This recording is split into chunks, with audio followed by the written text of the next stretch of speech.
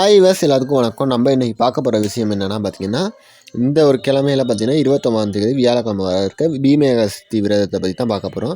அதாவது அதோட வரலாறு என்ன, அதை எப்படி அனுஷ்டிக்கணும், அதை பற்றி தான் இன்றைக்கி பார்க்க போகிறோம். வாங்க வீடியோக்குள்ளே போகலாம். ஃபர்ஸ்ட் ஆஃப் ஆல் பார்த்தீங்கன்னா, இந்த ஒரு விரதத்தோட வரலாறு நம்ம சொல்லணும்னா மகாபாரத காலத்துக்கு தான் போகணும்.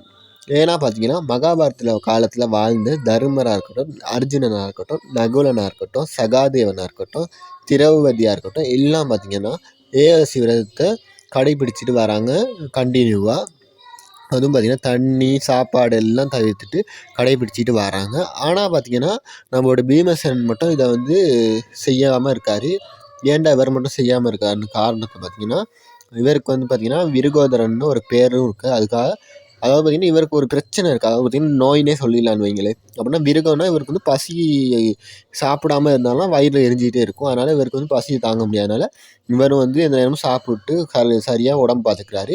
இப்படி உடம்பை பார்த்துக்கிறாம பசியோடு அப்படி இருந்தால் விரதம்னா கூட இவருக்கு வந்து வயிறு எரிஞ்சிட்டே தானே இருக்கும். அதனால் விரதம் இருக்காமையும் இவர் பாட்டுக்கு வந்து விரதம் இருக்காது மனக்கவலையோட சாப்பிட்டு அவர் வேலைகளை செஞ்சுக்கிட்டு இருக்காரு. அப்போ பீமனுக்கு ரொம்ப நாளாக அப்படி செஞ்சுக்கிற கவலை ஒன்று வருது. என்னடா மற்றவங்களாம் விரதம் இருக்காங்க, மோட்சத்துக்கு வழி தர்றாங்க, அவங்க உடம்பு நல்லா பார்த்துக்கிறாங்க, ஆனால் நம்மளால விரதம் இருக்க முடியல, கிருஷ்ண பெருமானை வழிபட முடியலை.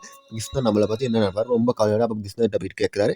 கிருஷ்ணா ஏன் எனக்கு மட்டும் இப்படி ஒரு கஷ்டத்தை கொடுக்குற, என்னால் விரதம் அண்டிக்க முடியலை, அப்படி தான் உனக்கு தெரியுமே, இந்த விருகோதரன் ஒரு பிரச்சனை இருக்கா, அதனால் பசியை தாங்க முடியல, இப்போ என்ன செய்கிறது, எனக்கெல்லாம் மோட்சம் கிடைக்காத, நான் எப்படி விரதம் இருக்கிறது அப்படின்னு கேட்குறாரு.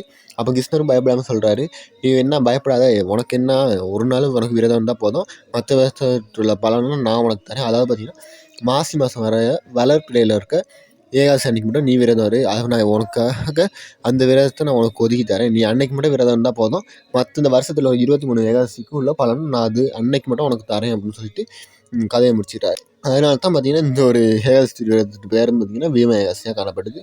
அதனாலே பார்த்திங்கன்னா விரதமும் பீமன் சந்தோஷப்பட்டு நாளைக்கு எந்த வருஷமும் பார்த்திங்கன்னா அப்படி இருந்து அவர்கிட்ட மோட்சத்தையும் அடையிறாரு. சரி, அடுத்து நம்ம பார்க்க போகிறது என்னென்னா, இந்த ஏகாதசி விரதம் செஞ்சால் என்ன நார்மலாகவே நம்ம உடம்புக்கு என்ன நல்லோம், அதாவது சயின்டிஃபிக் ரீதியாக நம்ம உடம்புக்கு என்ன நல்லோன்னு தான் பார்க்க போகிறோம். ஏன்னா பார்த்திங்கன்னா சயின்டிஃபிக்காக பார்த்தா ஒரு விரதம் இருக்கிறனால பார்த்திங்கன்னா நம்மளோட மனசும் உடம்பு சுத்தம் படுதுன்னு சொல்லப்படுது.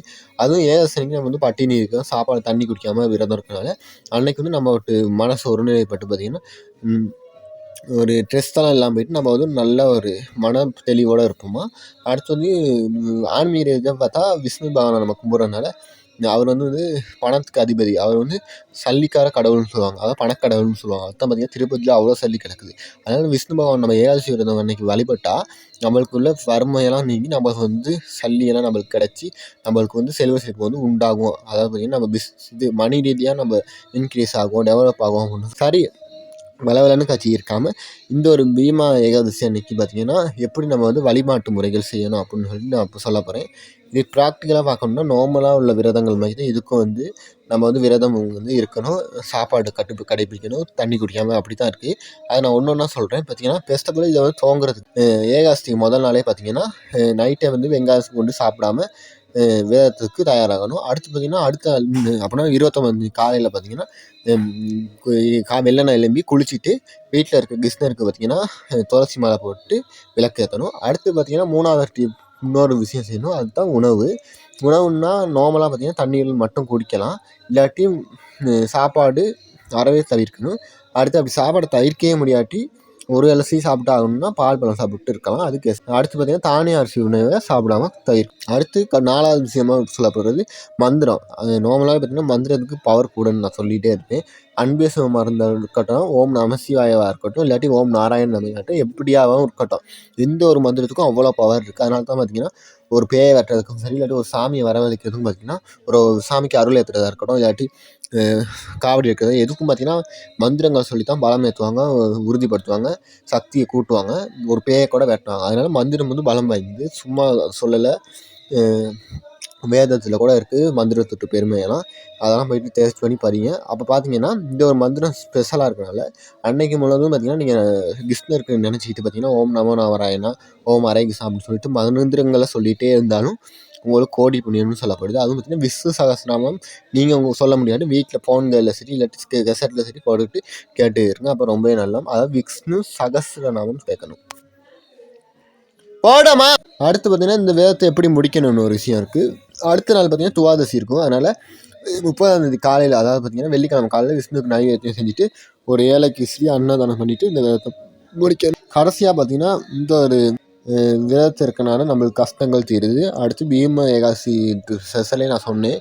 நீங்கள் இந்த வருஷத்தில் வந்து பெஸ்ட்டு 2 விரதங்களை அனுட்டிக்காது. நான் பெஸ்ட்டு ஒரு விரதத்தை அனுட்டிக்காது, இந்த விரதத்தை அனுட்டிட்டா அந்த விரதத்தை அனுட்டிக்காத படம் உங்களுக்கு கிடைக்கும். இன்னொன்று, இந்த விரதத்தை அனுட்டி நீங்கள் விரதம் அனுட்டிக்காம இருந்தாலும் கூட நல்லது. ஏன்னா பார்த்தீங்கன்னா இந்த ஒரு விரதத்தை அனுட்டித்தா மற்ற விரதங்கள்லாம் அனுட்டித்த பலன் இந்த ஒரு விரதத்தை அனுட்டித்தாலே கிடைக்கும். அதனால் இந்த ஒரு விரதத்தை மட்டும் அனுட்டித்து நல்ல பலன்களை நீங்கள் பெறணும். அதுதான் என்னோட விஷயம். கடைசியாக நான் வந்து ஒரு கேள்வி உங்கள்கிட்ட கேட்குறேன். அதாவது சப்ஸ்கிரைபருக்கு தெரியும், சப்ஸ்கிரைப் மட்டும் பதில் அளிங்க. அதாவது பார்த்தீங்கன்னா சப்ஸ்கிரைபர் நம்ம பார்த்தா இந்த ஒரு கேள்வி என்னென்னா, நான் எத்தனை ஒரு நாள் வச்சும் என்னோடய சேனலில் எத்தனை வீடியோ அப்லோட் பண்ணியிருக்கேன் ஏகாதசி பற்றி அப்படின்னு கமெண்ட்டில் சொல்லுங்கள். இது சப்ஸ்கிரைப் பண்ணவங்களுக்கு மட்டும் தான் தெரியும். இதை தெரிஞ்சுக்கணும்னா சப்ஸ்கிரைப் பண்ணாதவங்க சப்ஸ்கிரைப் பண்ணுங்கள். நான் இது மாதிரி சுவாரஸ்யமான கேள்விகள் நிறைய கேட்பேன் இனிமேல். சரி, வீடியோ கடைசியாக ஒரு விஷயம் டிப்ஸ் 2 டிப்ஸ் உங்களுக்காக சொல்ல போகிறேன். ஒன்று பார்த்தீங்கன்னா, இந்த வீடியோவில் வந்து பீமன் வந்து கவலையில் பேசியிருந்தார். அப்புறம் பார்த்தீங்கன்னா கிருஷ்ணன் சந்தோஷமாயிட்டார். அதனால் இந்த விதத்தை அனுப்பிட்டு நீங்கள் வந்து சந்தோஷமாக இருங்க. நன்றி, வணக்கம், பாய்.